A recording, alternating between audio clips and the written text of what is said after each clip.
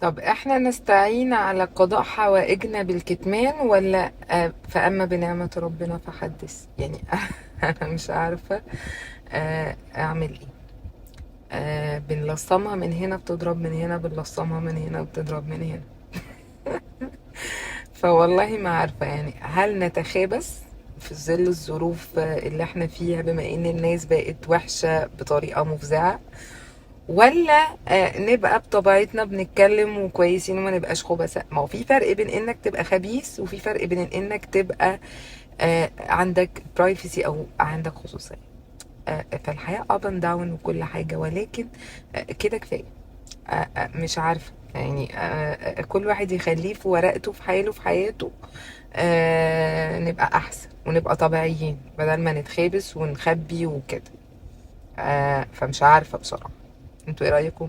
يا ربنا خلقك وخالق حياتك على قدك بالظبط، على قد الحلو اللي تستاهله وعلى قد الوحش اللي تقدر تتحمله وتقدر تشيله.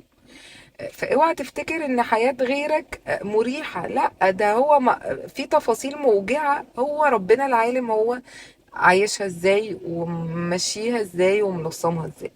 فارضى بحياتك وما تبصش لحال غيرك، وسيبوا الناس في حالها في حياتها، علشان يعني كفاية. اوكي.